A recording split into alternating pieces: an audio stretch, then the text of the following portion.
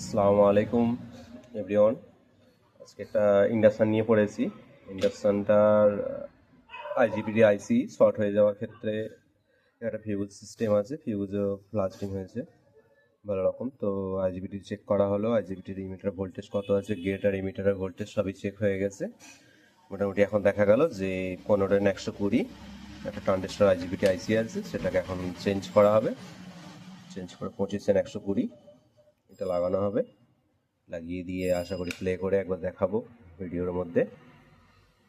বেশিরভাগ আইজিবিটি আইসি নষ্ট হয় ইন্ডাকশান পারপাসে, ওভার হিটিং বা ডাইরেক্টলি পাওয়ার অফ করে দেওয়ার জন্য এগুলো সমস্যাটা হয়। যদি যে ফ্যান দেওয়া আছে, এই ফ্যান দেওয়া আছে মানে এখানে পাওয়ারটাকে অফ করার পরে কিছুক্ষণ পরে ফ্যানটা অফ হওয়ার পরে যদি পাওয়ারটাকে মেন পাওয়ার অফ করা হয় তাহলে কিন্তু এই জিনিসগুলো সমস্যাগুলো হয় না, বেশিরভাগ এটার জন্য হয়। দ্বিতীয়ত নোংরা, এই যে দেখুন এত নোংরা, এই যে ঝুল, এই মাকড়সার যে জাল আছে, এইগুলো তো একটা ভিজে ড্রাপ আসবে, সেই ড্রাপগুলো এই যে বোর্ডটার মধ্যে দেখুন, সাধারণত এই বোর্ডটার মধ্যে কি অবস্থা, এই বোর্ডটার মধ্যে তো এইগুলো তো একটা ভিজে, এই যে বর্ষার সময় মানে এইগুলো তো একটা জল টাইপ জিনিস হয়ে যাচ্ছে, মানে আর কি ভিজে ভিজে টাইপ জিনিস হচ্ছে। তাহলে তো বোর্ডের মধ্যে পিসিবির মধ্যে যে কোনো জায়গায় শর্ট হতে পারে, সেই শর্ট সার্কিটের জন্য এগুলো বেশিরভাগ ক্ষতি হয় বা খারাপ হয়।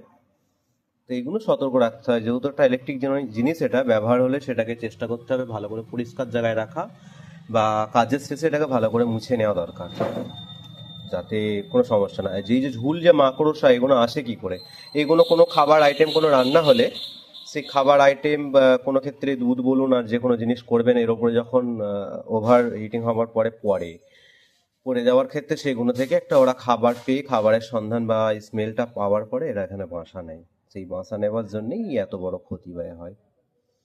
যাক, থ্যাংক ইউ। আমি এটাকে রেডি করে লাগিয়ে আমি অন করে দেখাচ্ছি। তো বন্ধুরা, এখানে আইজিবিটি আইসি লাগানো কমপ্লিট হয়েছে, হিটসিংয়ের সঙ্গে পেস্টিং করে কমপ্লিট হয়ে গেছে। এখানে ফিউজটা ছিল, সেই ফিউজটা নতুন লাগানো হয়েছে। ফিউজটা এই যে ভেঙে পড়ে আছে, ফেটে গিয়ে ফিউজটাও নতুন লাগানো কমপ্লিট হয়ে গেছে। এবারে বডিটা রেডি করে এবারে পাওয়ার দিয়ে দেখবো, পাওয়ার দিয়ে দেখাচ্ছি পাওয়ার এসেছে কি আসেনি। এই যে বন্ধুরা দেখতে পাচ্ছেন মেশিনটার কি অবস্থা। তো ব্যবহারের ফলের জন্যই এই ক্ষতিগুলো হয় বিশেষ করে, তাহলে এই আইসি অর্ডার কেসগুলো এগুলো থাকে না, এগুলো ব্যবহারের প্রতিফলনের জন্য। এটা পাওয়ার দিচ্ছি, এটা এই পাওয়ার দিলাম।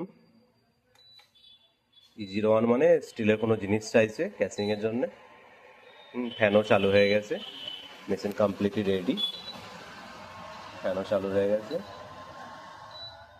Machine complete. Thank you so much. এটা পাওয়ার দিয়ে চালু করা হচ্ছে, আশা করি দেখতে পাচ্ছ রিয়াকশান। এই যে এটাকে পাওয়ারটাকে অফ করার পরে, এই অফ করার পরে কিছুক্ষণ ওয়েট করতে হয়। ওয়েট করে যখন মেশিনে যে ফ্যানটা বন্ধ হয়ে যাবে, পুরোপুরি ঠান্ডা হওয়ার পরে অটোমেটিক মেশিনটা বন্ধ হয়ে যাবে, হওয়ার পরে মেন পাওয়ারটাকে অফ করা উচিত, তাহলে ক্ষয়ক্ষতিটা হবে না। ঠিক আছে, থ্যাংক ইউ।